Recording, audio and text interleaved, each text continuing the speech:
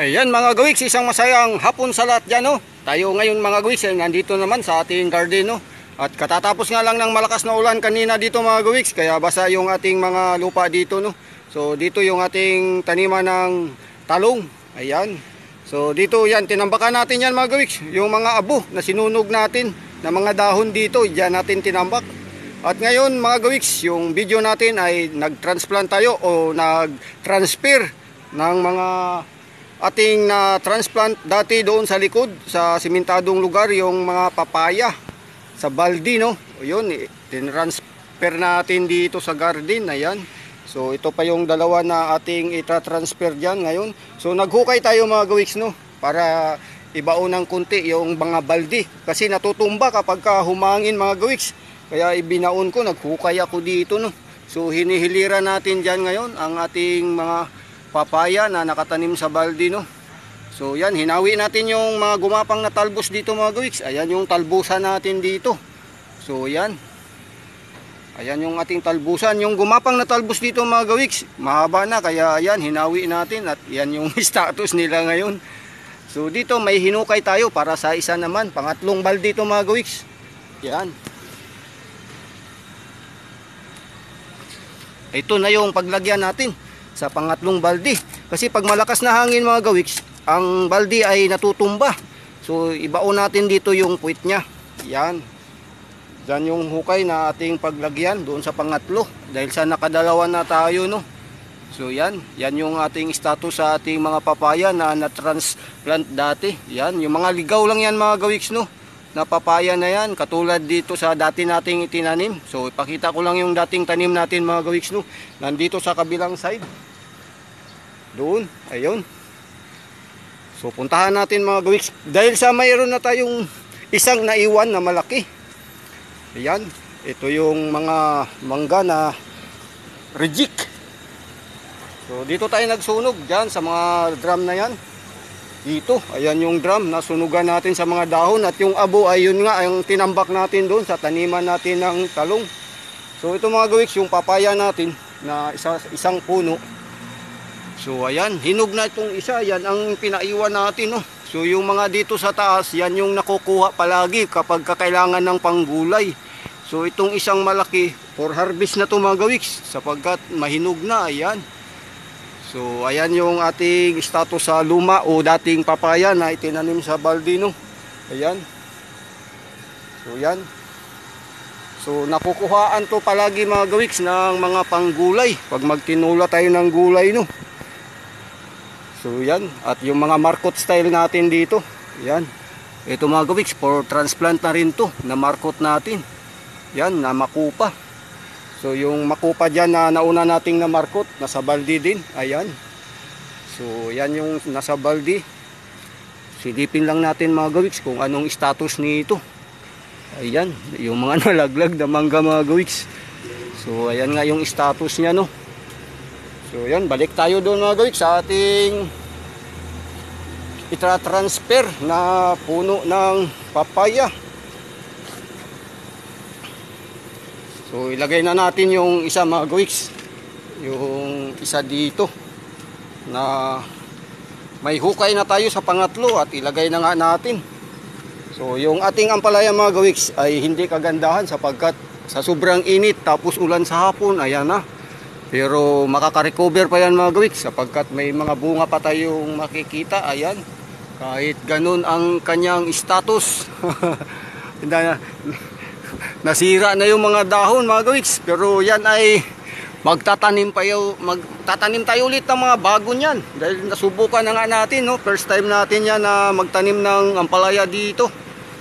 Yan. So tanim-tanim pagka may time. So ito mga gawiks, bubuhatin natin to, dalhin natin doon sa hukay natin.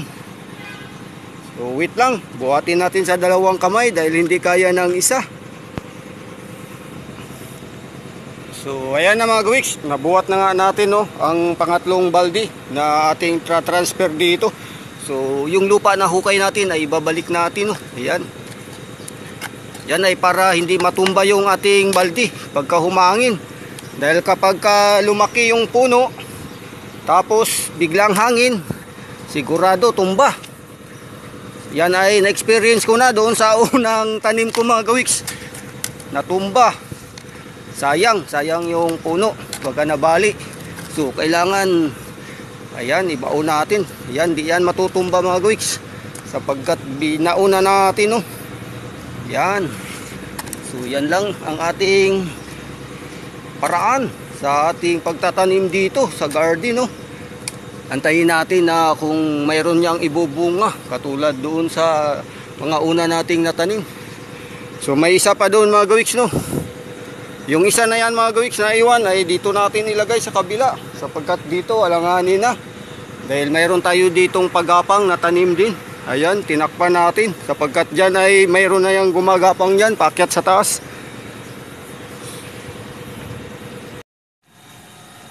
Ayan mga gawiks, isang masayang hapon, no. Ayan, masayang hapon na buti ngayon mga gawiks ay hindi pa umulan, no. Tuwing hapon ngayon dito mga gawiks ay umuulan at ito na ngayon yung ating gagawin ngayon mga gawiks, no.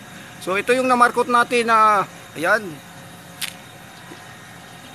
Dati mga gawiks, yung makupa nating na transplant dito na namarkot, ayun na yun mga gawiks, no. Ayan. Buhay na hanggang ngayon mga gawiks. At may single na bunga, ayan, nakalaylay. At dito sa tabi mga gawiks, ayan yung katabi niya na ating paglilipatan nito. Yung isa pa nating namarkot, no. Ayan. So nung isang araw ay nagtransfer tayo ng puno ng mga papaya na ating naitanim doon sa likod ng simentadong building sa likod mga gawiks, no. At ngayon ay ito naman, putulin natin to para matransfer o matransplant natin doon sa balde na hinanda natin mga gawiks, no. So yan, putol-putol. At ating ililipat doon sa balde. So ayan mga gawiks, putulin natin. Yan.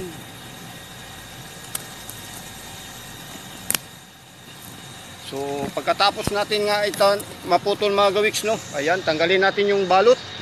Tanggalin natin yung balot dito. Dito natin ilagay. Ayan. So diyan mga gawiks ay ating palakihin yan, no. Yan, paugatin natin ng husto yan dyan. At siyempre ito naman ay gawin ko lang na temporary. Dahil yan ay ilipat natin sa lupa talaga. Dahil ito medyo hindi natin yan na ayos ng mabuti.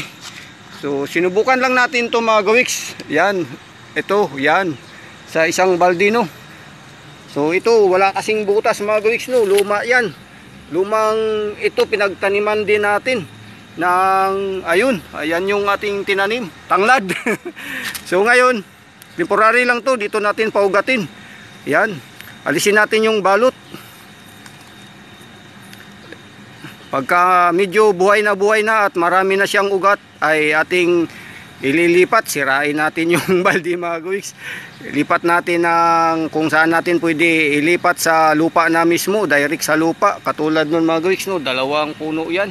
Yung isa malago, yung isa mga gawiks, pero yan ay yan yung at may nakalaylay dyan na mga screen na balot sa bunga, no. Ayan, may mga bunga nga yan mga gawiks, no. Ngayon ko lang napansin, may mga bunga pala ito. Ayan, may mga bunga, no. Yan, hindi ko napansin, may mga bunga na pala. At yung dahon niya dahil sa nakaraang mga linggo ay sobrang mainit, kaya ayan ang status, sunog. Ayan, sunog. Pero makaka-recover to mga gawiks. Makaka-recover pa yan. Yan, sapagkat madalas nang umulan. So tapusin ko lang to. Ayun, yung ating dating tinanim dito na transplant natin, no. Marami na siyang umusbong na mga sanga. Ayan. So ayan na nga, tinambakan nga mga nalaglag na mga bunga ng mangga mga gawiks, no. So yan, lumago na yung ating na transplant dyan.